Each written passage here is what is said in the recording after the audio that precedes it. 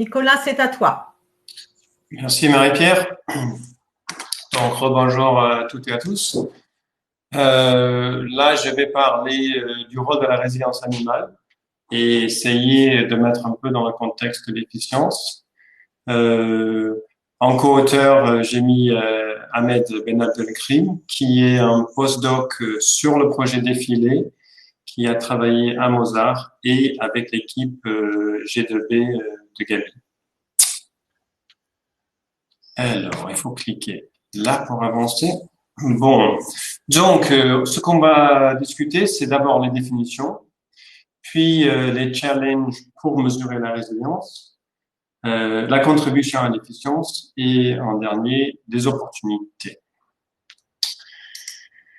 Alors malheureusement, il faut faire une définition puisqu'il y en a pléthore dans la littérature qui sont pas toujours concurrentes. Et moi, ma définition que j'utilise, c'est que la résilience, c'est la capacité à faire face à des perturbations environnementales. Ce qui permet l'animal de pas faire échec quand il y a une perturbation et, comme on dit en anglais, live to fight another day. Ceci implique que l'animal a des capacités à absorber un challenge environnemental ou des stratégies d'adaptation. Tout cela favorise une bonne longévité productive. Sinon, la résilience ne sert à pas grand-chose, on va dire. Et l'hypothèse qu'on fait, c'est que la résilience peut être quantifiée à partir des trajectoires de données où on peut regarder les amplitudes et les taux de réponse et aussi les taux de récupération face à une perturbation.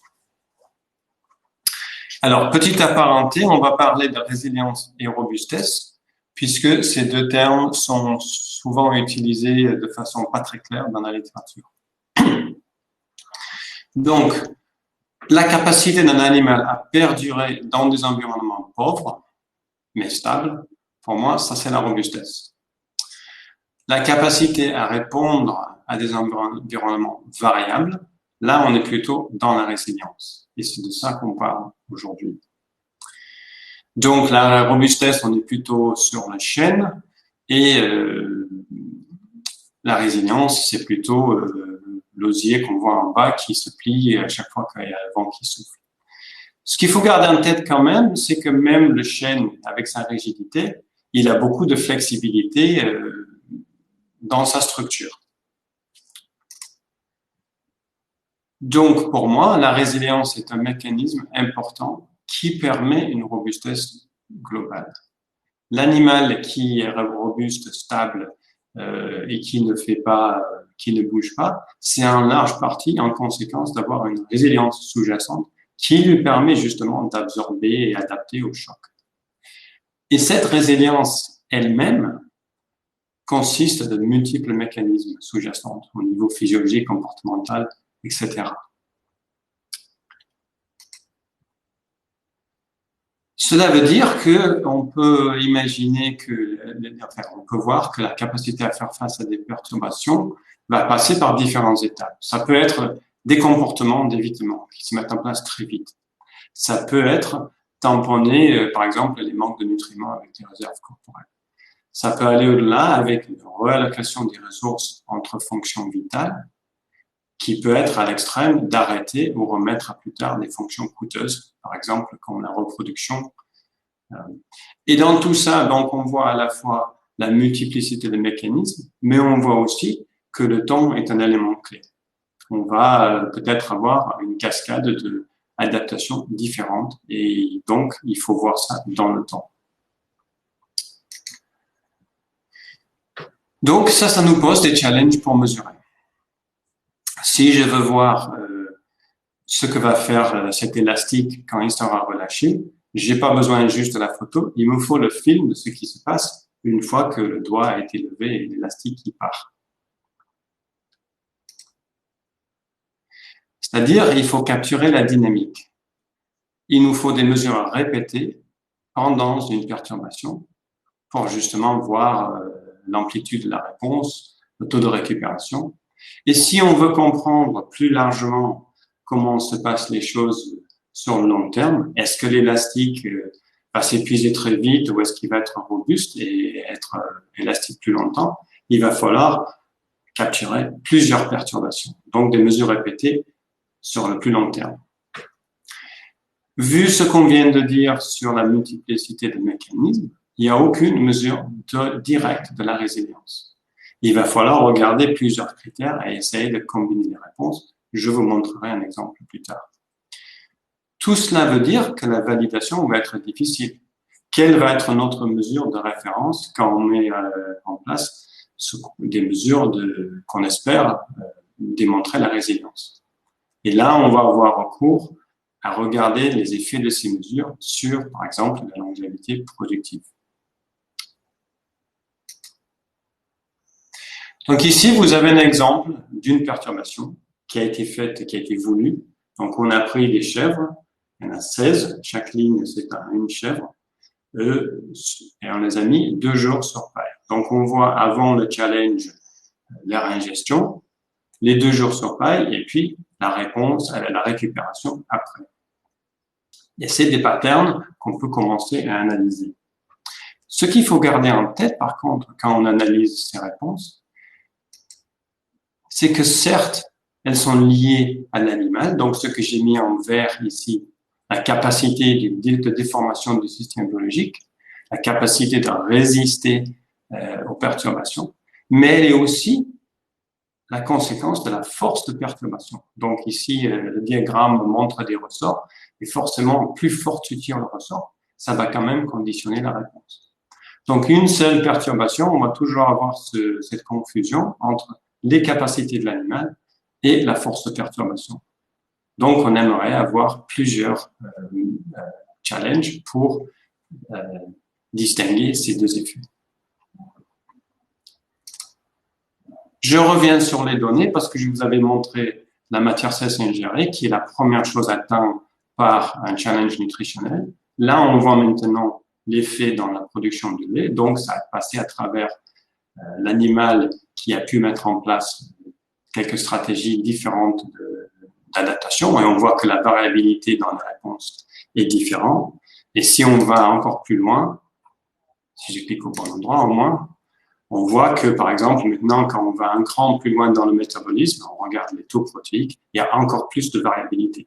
Donc, les animaux ont des stratégies différentes pour arriver à peu près le même effet global. Et on peut aller un cran plus loin. Là, on a été vraiment finement dans 10 métabolites du lait. Je ne vais pas vous expliquer tous les détails, mais Ahmed a fait une analyse multivariée pour regarder comment se répandaient les animaux qui sont indiqués en bleu sur cette panel de mesures. Et ce qu'on voit, c'est qu'il arrive à distinguer 3 groupes d'animaux. Alors, n'oublions pas que nous sommes seulement sur 16 individus, donc ce sont des résultats préliminaires, bien sûr, à confirmer.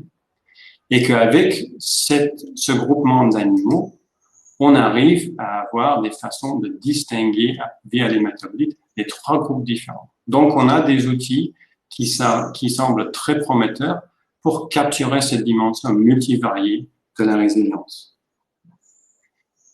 Tout de même, il faut quand même se poser la question, est-ce que ces différences de profil de réponse en métabolique du lait, elles ont une vraie valeur sur la résilience? Comment on va pouvoir dire ça? Il faut se poser la question, est-ce qu'elle favorise une bonne longévité productive? Ça, c'est une question que cette expérience ne pouvait absolument pas répondre, puisqu'on n'a pas suivi ces animaux sur le long terme. Mais c'est des choses qu'il faudrait faire, et c'est des choses qu'on commence à aborder dans des filets. C'est-à-dire aller exploiter les perturbations qui ont lieu naturellement dans des cinétiques mesures long terme sur des vrais fermes. Utiliser des méthodes pour caractériser l'amplitude des réponses, les taux de récupération, le nombre de perturbations, la variabilité du signal, ça peut être aussi utilisé. Et après, puisqu'on a des données sur le long terme, on peut commencer à regarder les effets sur, par exemple, la longévité productive. Le tableau en bas, ce sont des résultats d'une étude publiée par Elgesma en 2018, où ils ont regardé sur une grande population de données, suffisamment pour faire de l'analyse génétique, la variabilité de la courbe de lactation.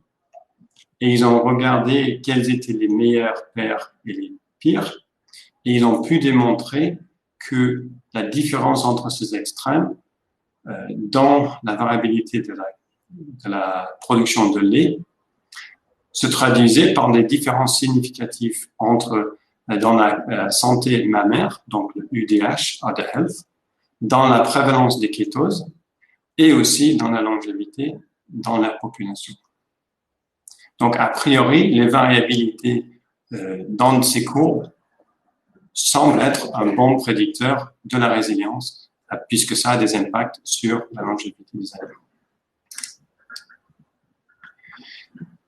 Dans le défilé, on a pu utiliser les données dont Didier vient de décrire, et là, Ahmed a travaillé pour regarder et se poser des questions sur les perturbations dans ces courbes de lactation et dans ces courbes de poids vif. Pour poser la question, si on regarde la production de lait et le poids vif, est-ce qu'il y a une valeur réelle ajoutée d'avoir les deux informations quand on regarde dans un contexte de résilience? Ce qui voulait dire passer des façons de lisser ces courbes de données pour faire sortir les perturbations.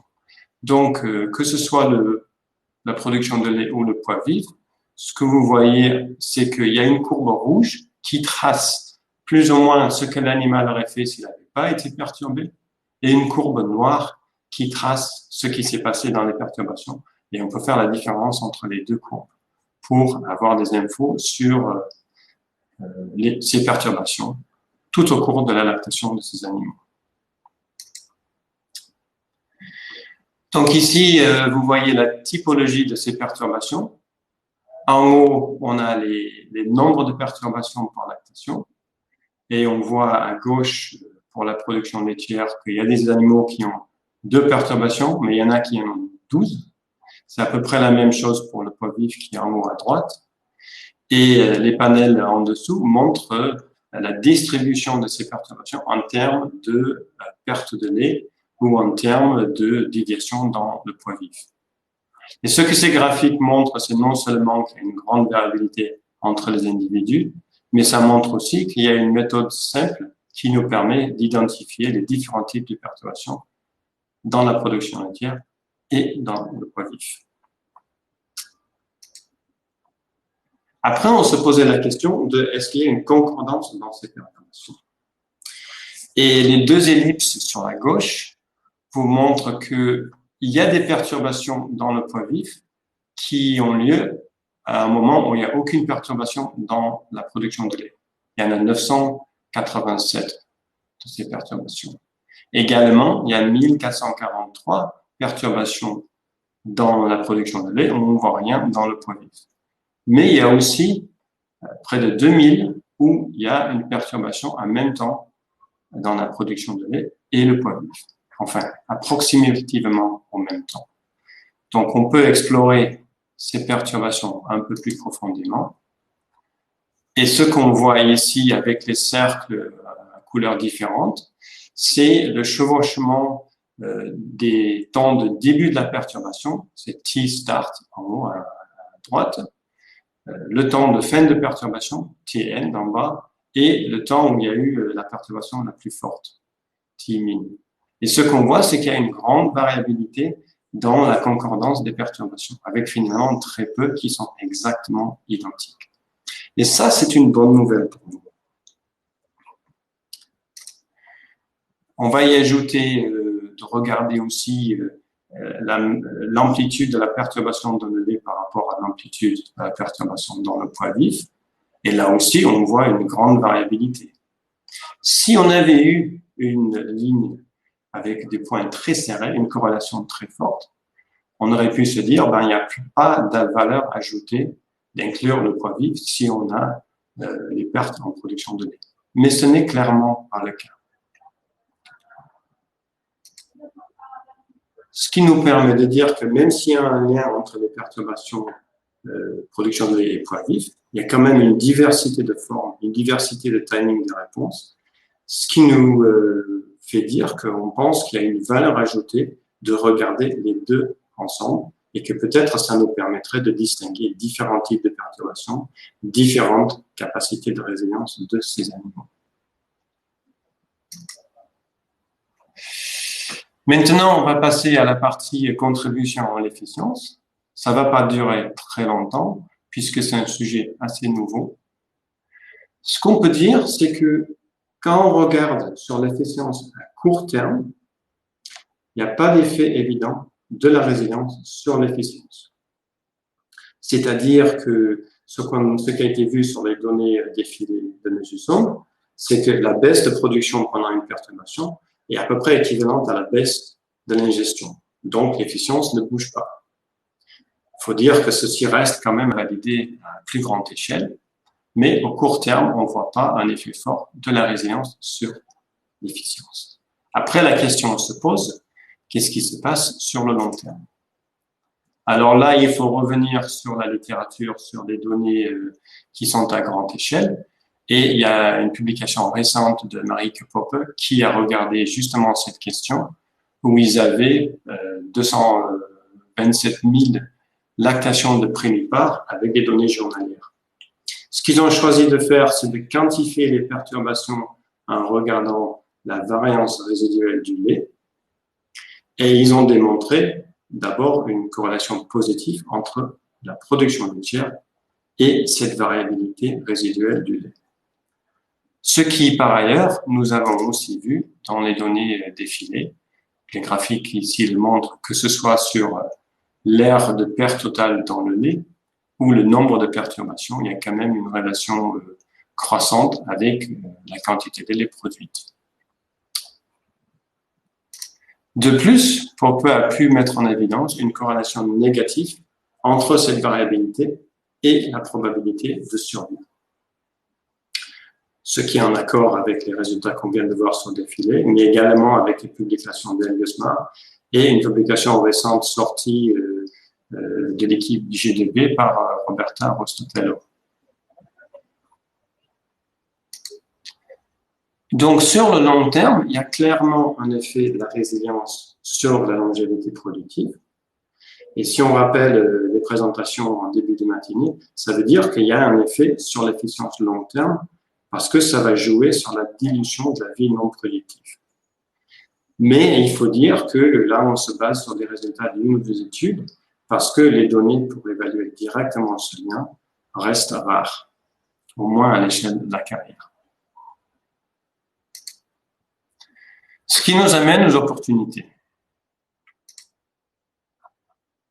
Si on veut aller plus loin, il vous faudra avoir ces jeux de données sur des populations beaucoup plus larges. Il faudra qu'on exploite pleinement les technologies de mesure automatisées, l'élevage de précision.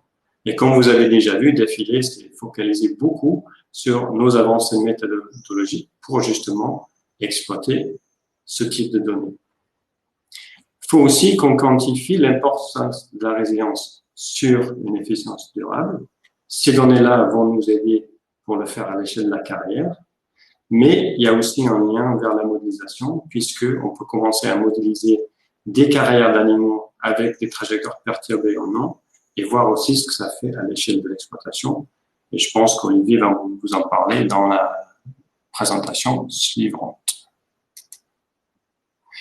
Et avec ceci, je vous remercie de votre attention avec cette belle photo de vache et aussi dans les ombres de Ahmed Benatal.